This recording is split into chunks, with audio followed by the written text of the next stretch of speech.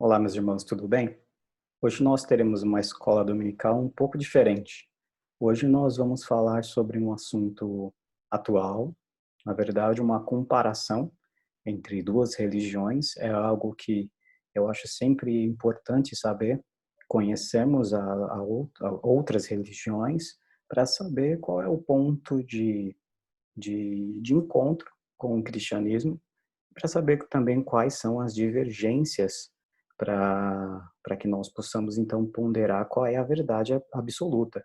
Cada religião ela traz para si a verdade absoluta, por mais que a nossa sociedade não goste disso, muitas vezes fala assim, essa é a minha verdade, mas e essa é a sua verdade, cada um tem a sua verdade. Isso daí é uma grande mentira. Existe sim uma verdade absoluta e as religiões, todas elas dizem que elas são aquela que é, sim, a verdade absoluta. Então, por que que o cristianismo é diferente de tudo isso? E vamos fazer uma comparação com a religião que mais cresce no nosso século, século 21. Você pode pensar que é o cristianismo, mas não é. A religião que mais cresce é o Islã.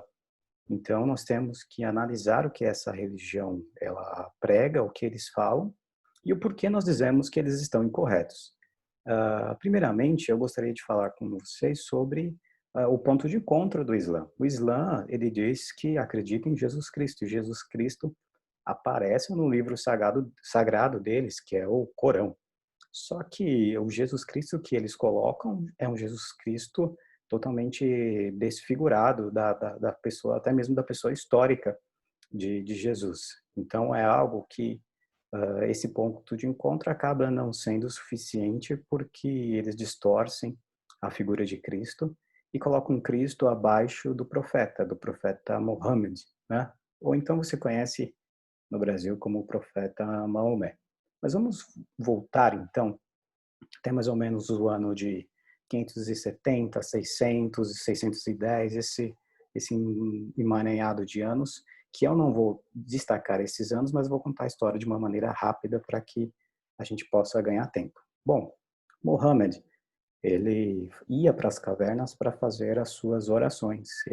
Ele tinha uma característica dos daqueles dos cristãos que se retiravam do mundo, se retiravam da sociedade para ir até uma caverna e ali fazer as suas preces, as suas orações.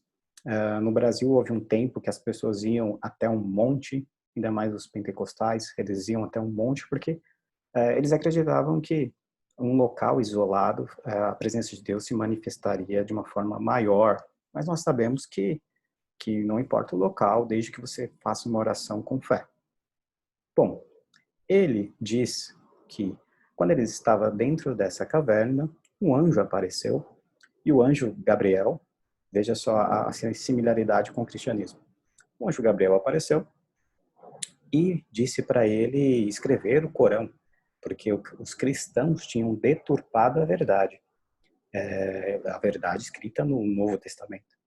Só que existia um grande problema, Mohammed era analfabeto.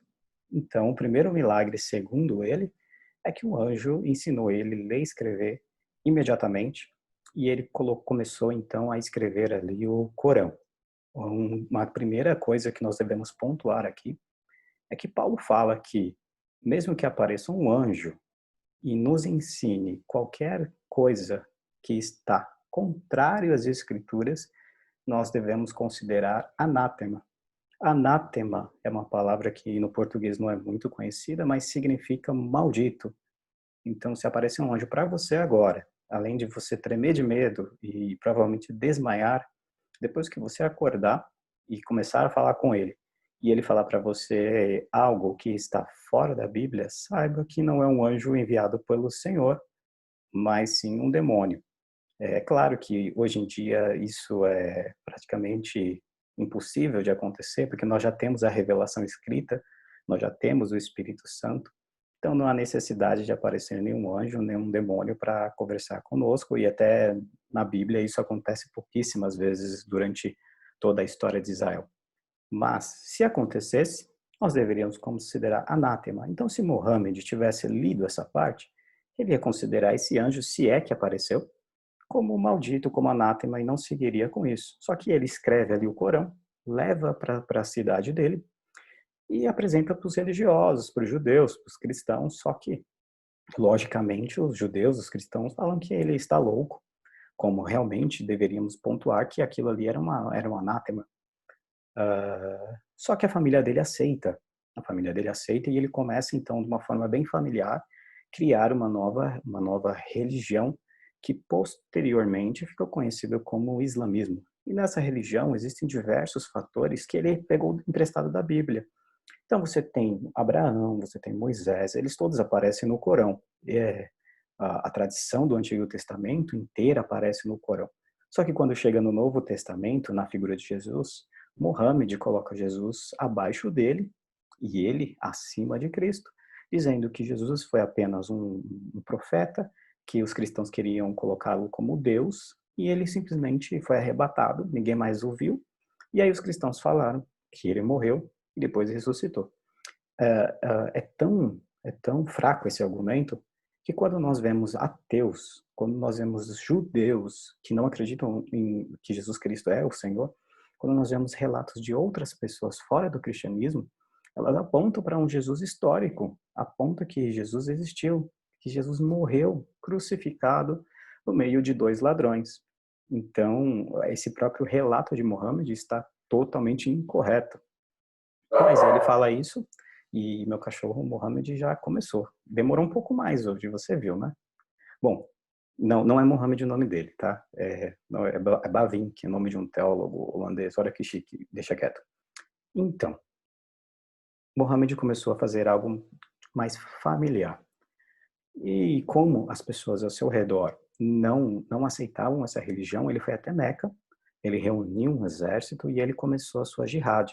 O Islã já começa com guerra. O Islã já começa atacando a Meca, aliás, de Meca atacando as outras cidades. E se tivesse um bom exército naquela época, o Islã não existiria hoje em dia. Porque se eles tivessem derrotado Muhammad, derrotado os parentes, todos aqueles que queriam lutar para colocar à força uma nova religião, se essa religião tivesse sido destruída ali, nós não teríamos o Islã. Nós teríamos outras religiões, não estou dizendo que com isso o cristianismo seria mundial, que no Oriente Médio todo mundo seria cristão, não é isso que eu estou dizendo. Eu estou dizendo que essa religião não seria fundada, pelo menos dessa forma, e Muhammad não seria o profeta que eles tanto idolatram. Mas como ele venceu, e a força militar do Islã era muito grande, eles começaram a avançar em todo o território, e hoje em dia, o Oriente Médio, nós temos países que são completamente islamizados, países onde outras religiões não podem nem mesmo coexistir. Muitas vezes eles dizem que o Islã é uma religião de paz, mas a gente sabe que não é. A gente sabe que o grupo que prega a paz é um grupo pequeno, é um grupo que não tem a força suficiente para convencer aqueles que são extremistas. Então, se você for comparar isso, vamos colocar aqui com o nazismo. Olha só que exagero que eu estou fazendo, né? Mas siga o raciocínio comigo. Nem todo alemão era nazista. A gente sabe disso. Só que os alemães que não eram nazistas não conseguiram fazer com que os alemães que eram nazistas fossem barrados. E o que acontece hoje em dia é a mesma coisa. Nem todo muçulmano é terrorista. Claro que não. Claro que não. A grande maioria não é. Só que essa grande maioria que não é terrorista não consegue fazer com que os extremistas sejam barrados. Na verdade, eles colocam até mesmo um background para que o terrorismo possa acontecer. E nós vemos isso na Síria, por exemplo, na guerra que está acontecendo já desde 2011, uma guerra civil, onde muçulmano está matando muçulmano, uma coisa absurda para a própria religião, onde nós temos o Estado Islâmico querendo colocar um líder mundial. Olha o absurdo disso, trazer um líder mundial onde todas as pessoas agora têm e são obrigadas a seguir o Islã, e o líder mundial, é claro, que é o líder deles, e todo mundo tem que se prostrar para o líder deles. Então, esses absurdos que surgem devem ser, sim, combatidos. Da mesma forma que se hoje em dia surgir uma ala cristã que seja extremista, Os cristãos devem sim combatê-la, dizer que não é isso que Jesus ensinou e não é isso que os evangelhos nos ensinaram e por isso nós vamos combater. Bom, o que eu quero deixar aqui para vocês, e essa aula é uma aula introdutória de maneira muito rápida para que você possa ficar curioso e para que a gente possa debater um pouco mais sobre esse assunto, é o seguinte: nós vemos lá em Gênesis 3, algo que até mesmo os muçulmanos vão, de certa forma, concordar. Nós vemos em Gênesis 3 que Adão pecou. Adão comeu do fruto do bem e do mal. A mulher dele comeu primeiramente, mas a ordem era para que ele não comesse. Ela estendeu sua mão. O hebraico deixa muito claro que Adão estava perto. Adão jogou o fruto de longe. Pega aí, joga de longe e ele pega. Ela simplesmente estendeu a mão. Ele pegou o fruto. Ele sabia que era um fruto proibido.